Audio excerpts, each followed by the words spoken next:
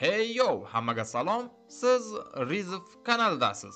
Bugun biz drama va dahshatli janrdagi Nyanya degan filmni aytib beramiz. Videoni boshlashdan oldin shu videoga bitta like va kanalimizga obuna bo'lishingizni so'rab qolardik. Bu siz uchun 5 sekundlik ish, lekin bizga bundan ham zo'r filmlarni chiqarishimizga motivatsiya bo'ladi. Oldindan katta rahmat. Yaxshilab o'rnashib oling. Tayyor bo'lsangiz biz boshladik. Barcha filmlar to'liq holda Telegram kanalimizda. То есть я плачу тебе, чтобы ты проводила со мной время. Получается, я проститутка? Mosbetda katta tanlov va yuqori koeffitsiyentlar. Kommentariyadagi silka orqali Rizov promokodi bilan 0 dan registratsiyadan o'ting va birinchi depozitdan so'ng 3 milliongacha bonusga ega bo'ling. Tezkor to'lov va pulni yechishda komissiyasiz qulay o'zbek valyutasi. Kommentariyadagi omad silkasi orqali registratsiyadan o'ting va o'z millionlaringizni yutib oling. Mosbet sportni tushunganlar. Film Cole'ning ukoldan juda qo'rqayotgani, ammo undan qochib qutula olmayotgan sahna bilan boshlanadi. Cole ukol olib darsga boradi. U yerda uning sevgilisi Melani bor. Darslardan so'ng bir guruh bolalar Cole'ni masxara qilishadi. Uni ustidan kulishadi. Shu payt Bi paydo bo'ladi. U bezorilarni yo'qolmasang yo'qotaman deb qo'rqitadi. Bi uni uyga tashab o'tishni aytadi. Keyinchalik Bi uning enagasi ekanligi ma'lum bo'ladi. Oh, mazza, Cole'ga mazza. Bo'ldi, aynimaymiz. Bir necha soat o'tgach, u onasi oldiga boradi va unga yordam berishni aytadi. Keyinchalik u otasining oldiga mashina haydashni o'rganish uchun boradi. Lekin u shunchalar mashinani yomon haydaydi-ki, otasi unga ko'pga mashina bermaydi, chunki buzib qo'yishdan qo'rqadi. Uyga qaytgach, Cole barcha yangi so'zlarni Google orqali qidirib tahlil qiladi. U ertalabgacha uxlamay chiqadi. Ertalab u uyqusirab maktabga borishga to'g'ri keladi. Avtobusda Melani Cole'ga sening enagang boshqa yigit bilan yuryapti deb uni masxara qiladi, ustidan kuladi. Lekin u bunday bo'lishi mumkinligiga ishonmaydi. Ammo u Bini boshqa yigit bilan ko'rib, yuragi parcha bo'ladi. Go'yo rashk qiladi. Otasining aytishicha, onasi bilan birga qisqa ta'tilga chiqishyapti. Cole esa enagasi Bi bilan qoladi. Ular avvaliga biroz ziyofat o'tkazishadi, keyin basseynga cho'milishadi. Ular bundan zavqlanishadi. Cole bir necha soatdan keyin ota-onasi ajrashayotganidan shubhalanayotganini aytadi. Ko'pchilik bu haqda o'ylamaslikni maslahat beradi. Shuning uchun Bi unga umuman o'ylama deb biroz kuladi. Ammo keyin jiddiy bo'lib, agar ota-onang mabodo ajrashsa, sen umuman to'xtama, tushkunlikka tushma, maqsading sari olg'a intil deb motivatsiya beradi va Cole kulib yuboradi. Aftidan Bi u nima uchun jilmayganini tushundi va ketishga qaror qiladi. Lekin Cole ziyofatni davom ettirmoqchi. Cole uxlashdan oldin Melaniga qo'ng'iroq qiladi. U Melani bilan gaplashayotganda Cole har xil ovozlarni eshita boshlaydi. Ma'lum bo'lishicha, Bini do'stlari Max, Alison, John, Sonia va Cole Bi bilan birga ko'rgan yigit Samuel ham kelishgan. Bir nechta topshiriqlardan so'ng navbat Samuelga keladi va u uzoqlashishga harakat qilmasin, Bi uni oldiga borib o'pa boshlaydi va boshiga pichoq sanchadi. Cole esa shokka tushadi. Ammo bu yetarli emas. Ularga begunohlarning ham qoni kerak. Bir necha daqiqadan so'ng ular Cole xonasiga kelishadi. Ma'lum bo'lishicha, biroz oldin Bi Cole ichimligiga dori qo'shgan. Cole o'zini uxlaganga solib ko'rsatadi.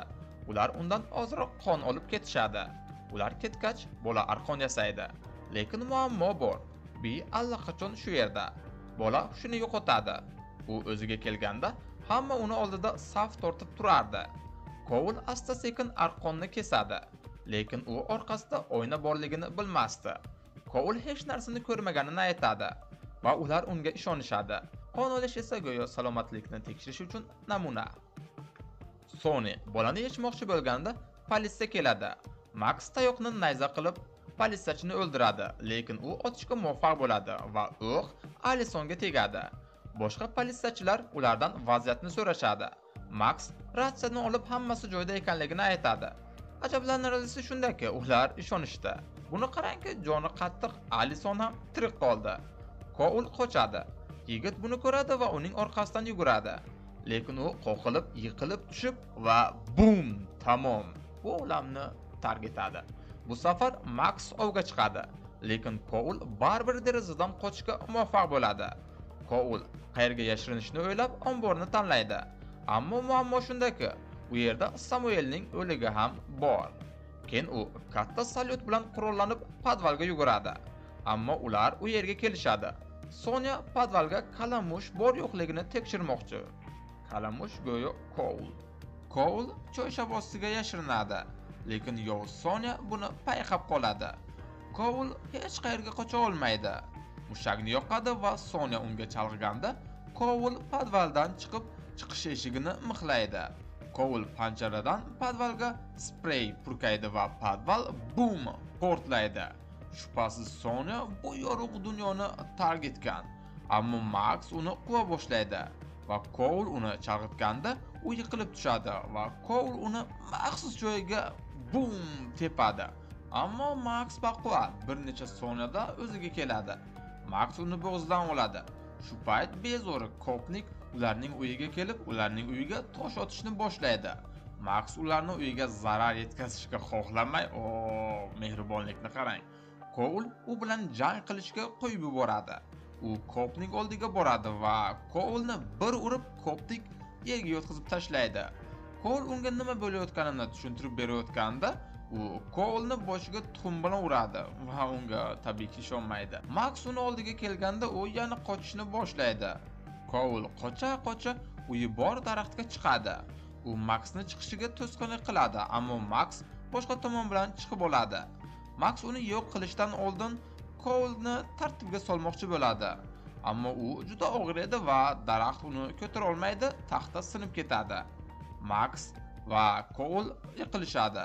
Max osilib qoladi va bu yorug' olamni tark etadi. Bi esa ularni ko'radi va Koulga qarata o'q uzadi. Koul o'q ovozini eshitib Melanining uyiga yuguradi. Koul Melaniga sodir bo'lgan hamma narsani aytib beradi. Afsuski, Melani uyda hech kim yo'qligini aytadi. Bi uyga kiradi. Shu payt ikkinchi qavatda telefon jiringlaydi. Bi uni tekshirgandan so'ng yana pastga tushadi. Bu vaqt ichida Melani Koulni o'pib oladi va Koul uni qutqarish uchun Bini to'xtatish kerak.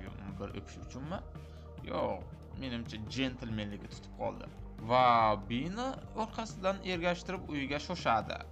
Uyga yetib borgan Koul hayratda qoladi. Chunki Alisondan tashqari barcha odamlar qayergadir g'oyib bo'lishgan. Oshxonaga kirib, u qadimiy kitobni ko'radi. Lekin Alison u yerga kelib uni chalg'itadi. Koul o'zini himoya qilish uchun uni yumshoq joyiga uradi va Alison uni amerikaliklar xalq so'kishlari bilan so'kadi. To'satdan Bi uni yo'q qiladi va unga faqat kitob kerakligini va Kouldan uni yolg'iz qoldirishni qo'shib qo'yadi. Ammo Koul Bi unga hammasini aytib bermasa, kitobni yoqish bilan tahdid qiladi. Bi unga hammasini noldan boshlashni va u bilan seriozli ishlar qilishga va'da beradi va ko'zini qisadi.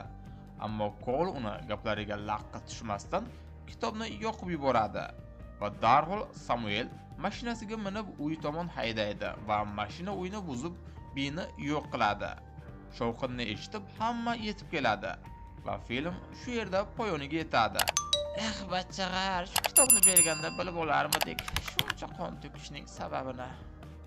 Men zo'r narsa edi lekin.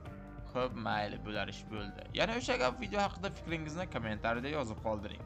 Video yoqqan bo'lsa, like bosing, kanalimizga obuna bo'ling. Bundan-da qiziqarli videolarimizni o'tkazib yubormaslik uchun qo'ng'iroqchani faollashtiring.